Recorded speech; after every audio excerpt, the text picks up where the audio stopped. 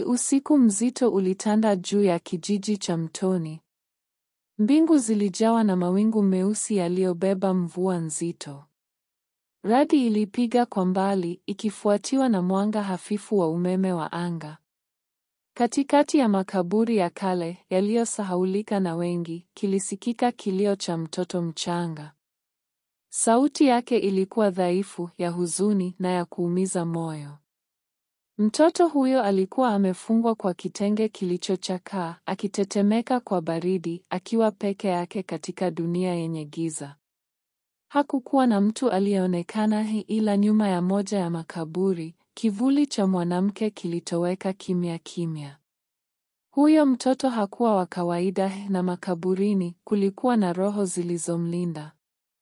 Usiku ule, historia ilianza kuandikwa kwa njia ya ajabu. Baada ya kumkuta yule mtoto mchanga makaburini, mama yule mjane aitwaye Mama Zena alimchukua kwa mikono yenye baraka na kumweka kifuani mwake.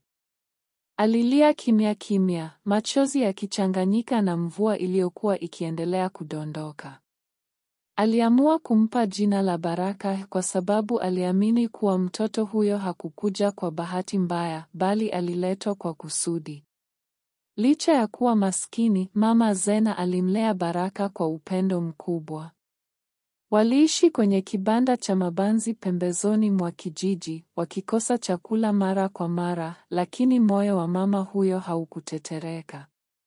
Watoto wengine walimcheka Baraka kwa sababu ya chimbuko lake, wakimuita mtoto wa kaburi. Lakini Mama Zena alikuwa ngome yake. Alimfundisha kuvumilia, kusamehe na kupenda hata wale wanaomchukia. Kila usiku, Baraka alisikia sauti zisizoeleweka akilala. Kulikuwa na sauti za mashairi ya zamani, nyimbo za rohoni, na mara nyingine maono ya makaburi yakimuita. Hakuwa na majibu, ila aliendelea kuwa na moyo wa huruma na kutafuta maana ya maisha yake.